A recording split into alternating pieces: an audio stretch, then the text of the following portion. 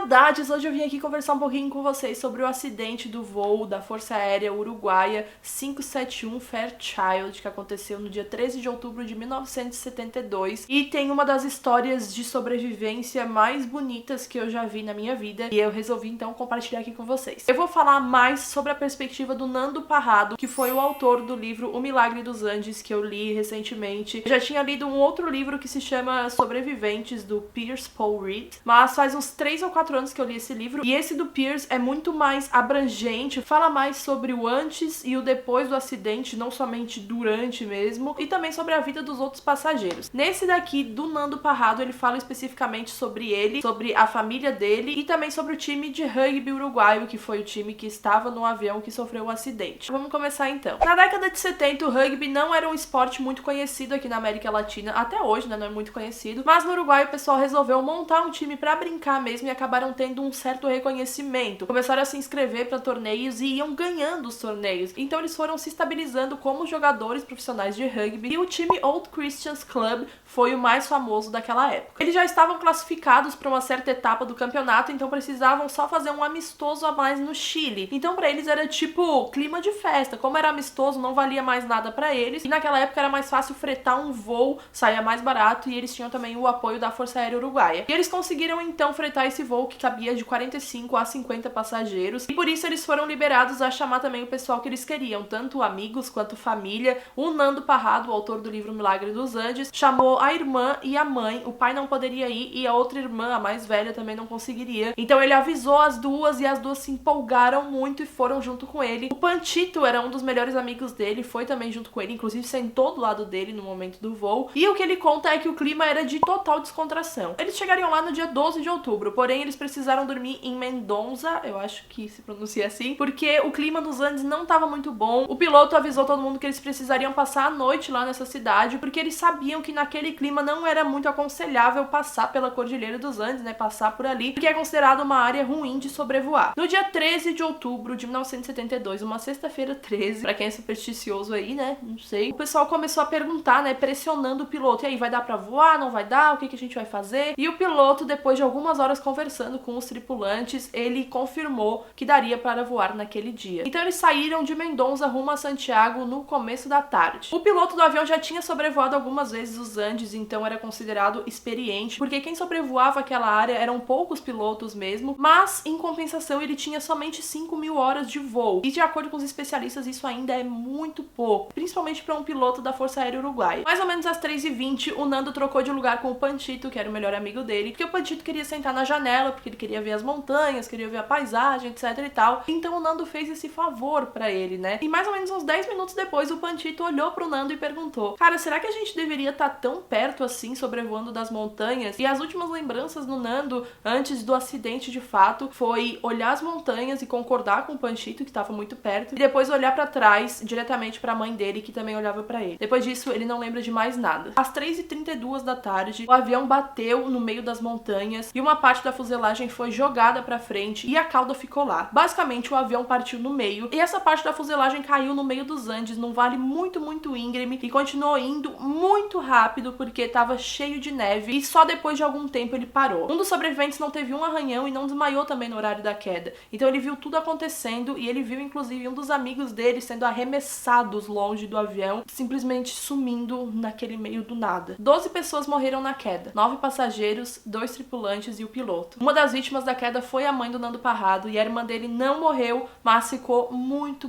ferida e com fraturas expostas. O Nando ficou 3 dias em coma, ele estava apagado, e os sobreviventes inclusive acharam que ele já tinha morrido, porque afinal de contas ele só estava com a pulsação bem lenta, então eles achavam que era questão de tempo para ele morrer. Só que obviamente não iam deixar ele lá fora, né? Já que eles estavam começando a pensar em tirar os corpos dali de dentro da fuselagem para ter mais espaço para eles, e também para eles conseguirem construir uma parede que tampasse aquela entrada mesmo da fuselagem do avião, porque assim eles ficariam mais quentinhos, né? Até porque na primeira madrugada que eles passaram lá, a temperatura foi para -30. E por conta desse frio, mais 5 pessoas morreram. 4 passageiros e o copiloto. Antes de morrer, o copiloto tava tendo uns delírios, ele começava a gritar do nada, e a única coisa que ele gritava era: nós passamos Curicó, nós passamos Curicó. Então a única referência que os sobreviventes tinham de onde eles estavam era que eles já estavam perto do Chile, e que talvez talvez andando em tal direção, dali um tempo, eles conseguiriam chegar, talvez, em alguma civilização. Mas o que eles não contavam é que o copiloto estava delirando totalmente, porque aconteceu sim um erro humano nesse acidente. O piloto pegou uma rota mais fácil, mais rápida mesmo, para passar pela Cordilheira dos Andes, e por esse erro ele não imaginava que a cordilheira ficaria tão perto do avião, e o avião era um Fairchild, ele não tinha como voar tão alto. E, infelizmente, por esse erro dele e do copiloto, esse acidente aconteceu. No segundo dia de isolamento, eles já imaginaram que as buscas estavam começando a ser feitas, o pessoal estava buscando por eles, e eles ouviram um avião passando, começaram a fazer sinal, a acenar desesperadamente, e imaginaram sim que alguém voltaria depois, mas isso não aconteceu, principalmente pelo fato da fuselagem ali que eles estavam ser branca, então era muito difícil de ver lá do avião com tanta neve no meio da Cordilheira dos Andes, num lugar que era quase inexplorado pelas pessoas, até por alpinistas mesmo que já foram lá na cordilheira. E essa foi a primeira vez que eles perderam um pouquinho da esperança que eles tinham. No terceiro dia, o Nando Parrado acordou, surpreendendo alguns dos sobreviventes, porque eles não imaginavam, né, que ele acordaria. Quando ele acordou, o Roberto Canessa, que era um dos amigos dele, falou com calma que ele tinha sofrido um acidente, que ali eram alguns dos sobreviventes, que ele tinha sobrevivido, inclusive. E a primeira pergunta do Nando foi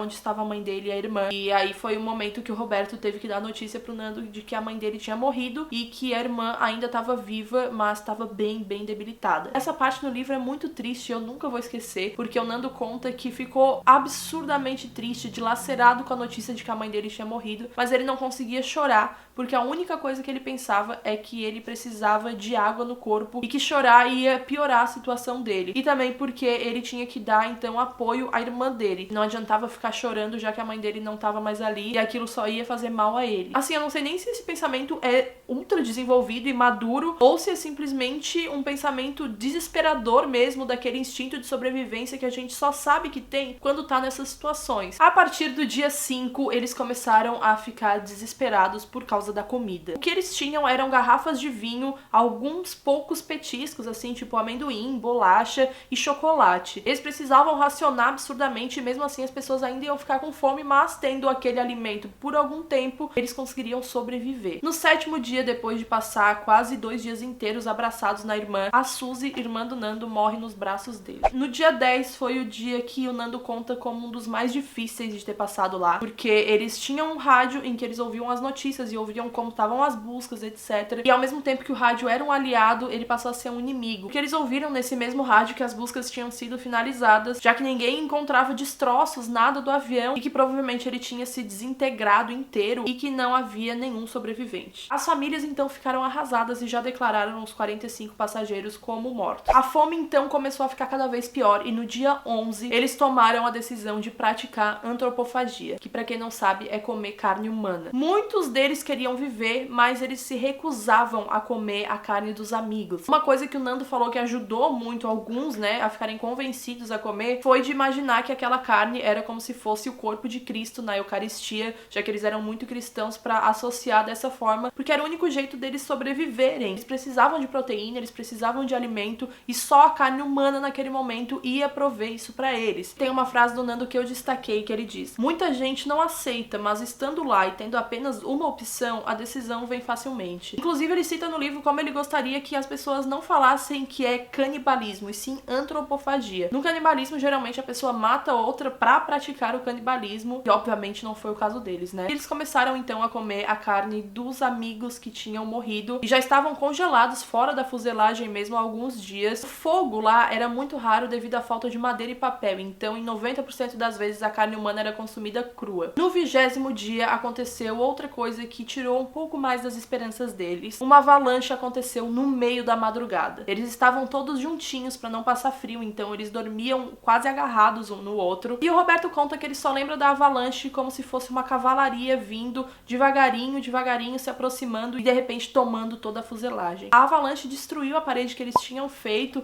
de malas e roupas para não vir o frio, e é claro que ela deixou eles soterrados. O Roy foi o primeiro que conseguiu ir até a superfície, cavando mesmo a neve e respirar. Então ele foi desesperado tentar cavar para procurar se alguém tinha sobrevivido, se ele não era o único, porque até então ninguém tava lá com ele. Só que cada vez que ele tirava a neve para ver o rosto de um amigo, ele jogava no outro amigo. Então ele não sabia direito o que fazer, porque tava todo mundo muito junto. Ele foi desesperado, cavando para tudo quanto é lugar, conseguiu salvar o Roberto e o Nando, e a partir disso os três conseguiram salvar algumas outras pessoas. Acontece que os sobreviventes que estavam na fuselagem, já debilitados e mal conseguindo respirar, essa avalanche levou eles junto. 8 dos sobreviventes restantes morreram. 7 passageiros e um tripulante. Por conta dessa avalanche, eles ficaram 3 dias e meio isolados, né, do mundo exterior, do resto da cordilheira, e também praticamente enterrados, porque tinha muita neve ali dentro da fuselagem. Eles tentavam tirar, mas se cansavam muito, porque a altitude, gente, é uma coisa foda. Então, quando eles faziam um mínimo esforço, já era demais, já parecia demais, porque eles também estavam muito fracos. No dia 24, né, 4 dias depois da avalanche, o Nando então conseguiu fazer um buraco em cima da fuselagem para ter ar, para conseguirem sair, para conseguir fazer qualquer coisa. A avalanche tinha coberto toda a fuselagem. Uma fala do Nando em um dos documentários me fez ficar um pouco até chocada dele ter falado aquilo, porque ele disse que se não fosse pela avalanche, eles não teriam sobrevivido, já que estava muito frio, um frio absurdo. Ele acha que eles teriam morrido congelados. Com a avalanche, eles ficaram enterrados, então estavam protegidos do frio e do resto das nevascas que aconteceram posteriores àquela avalanche, e também porque eles teriam mais 8 corpos ali para poderem comer. Ele inclusive pontua que é uma coisa completamente horrível de se pensar, mas que naquele momento esses pensamentos eram constantes. Alguns dias depois, quando eles já conseguiram sair da fuselagem, o Nando falou pro Roberto que eles precisavam andar. Falou pro Gustavo também, que era um dos sobreviventes, e eles então resolveram procurar qualquer coisa pra fazer. Eles sabiam que andando eles talvez encontrariam alguma coisa, porque parados nada ia acontecer. Eles resolveram sair de manhã e andar o máximo que conseguiriam em um dia. Nessa andança, eles encontraram a cauda do avião. Eles encontraram um pouco mais de comida e também roupas, e isso era muito importante porque tava fazendo frio demais. No 34º dia, os fracos e muito feridos faleceram. 2 dos sobreviventes faleceram devido às complicações mesmo, estavam com fratura exposta, perdendo muito sangue, estavam desidratados, desnutridos e estavam com muito frio também e não resistiram. E 3 dias depois disso, outro sobrevivente morreu porque ele se recusou a comer carne humana, então ele sabia que poderia definhar e não chegar a resgate nenhum, e isso poderia acontecer com ele sim. E o Roberto, que é um dos sobreviventes, contou que ele morreu com 25 quilos. Sobraram então 16 sobreviventes dos 45 que estavam a bordo. Dezembro chega e o Nando percebe que os únicos corpos que ainda não foram comidos eram da mãe e o da irmã dele. Então ele convidou o Roberto e convidou outros dos sobreviventes para eles irem rumo a qualquer lugar, para buscar qualquer coisa que fosse, para eles não ficarem mais parados. Eles foram andando então rumo a uma montanha com 4.500 metros de altura. Levaram 3 dias para subir essa montanha. Quando chegassem no topo, eles imaginavam ver os vales do Chile, verde, azul, qualquer coisa que fosse. Mas o que eles viram foi um monte de neve. Várias e várias montanhas cheias de neve. E eles só se olharam e falaram que eles iriam morrer e que não tinha mais o que fazer. Eles não teriam mais o que fazer. A foto que eu tô deixando pra vocês é a foto da visão que eles tiveram quando subiram 4.500 metros, gente. É muita coisa e é muito difícil subir uma montanha dessa, porque você fica sem ar em qualquer passo. Então eles levaram 3 dias justamente por isso. Inclusive eu acho até pouco 3 dias. Eu acho que foi uma coragem assim absurda. No dia 60, o Nando e o Roberto partiram, e depois de 10 dias e 10 noites andando, procurando qualquer resquício, qualquer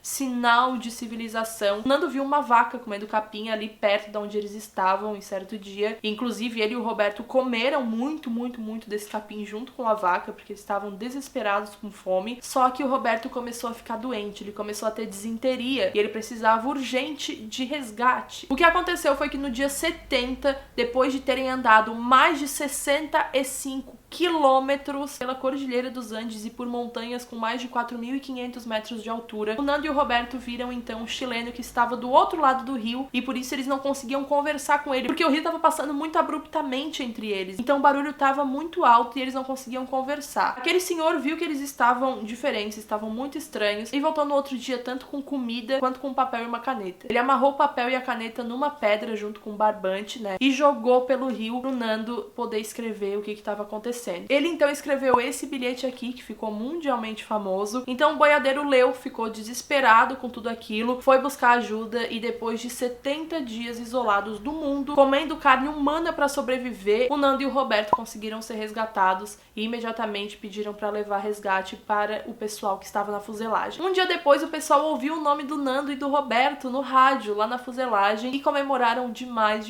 porque sabiam que o resgate estava para vir sim. Um dia depois, então, marcando 72 dias isolados, o Nando foi junto com o resgate para indicar exatamente onde estava o pessoal e realmente ele viu que não dava para ver nada da fuselagem lá de cima. Foi só quando ele chegou a mais ou menos uns 300, 400 metros que eles conseguiram enxergar que ali tinham vários sobreviventes e uma história muito trágica, com um final feliz somente para alguns. Como sempre, eu vou deixar aqui embaixo na descrição documentários e livros também que vocês podem comprar. O livro que eu li em e-book se chama Milagre nos Andes, foi escrito pelo Nando em 2006, é um livro ótimo. De qualquer forma, eu também vou deixar o livro do Pierce Paul Reed aqui embaixo na descrição para você comprar. Se você tem interesse, compra com o meu link, por favor, que me ajuda muito aqui no canal. E eu decidi falar sobre essa história porque foi uma coisa que me marcou muito e que eu percebo que muita gente não conhece, nem nunca ouviu falar. Na verdade, eu só ouvi falar porque minha mãe comentou uma vez comigo, aleatoriamente. Eu fui conhecendo a fundo essa história e eu fui ficando cada vez mais chocada porque as pessoas não falam sobre ela. Gente, são 72 dias no meio do nada. Então, assim, é um relato muito forte, mas eu acho muito interessante também ver até onde o nosso instinto de sobrevivência vai, qual é o limite da nossa mente nessas situações. É uma coisa muito interessante pra mim, pelo menos. Se você assistiu até aqui, muito obrigada. Eu espero que esse vídeo tenha acrescentado alguma coisa na sua vida. Vejo você no vídeo que vem. Um beijo. Tchau!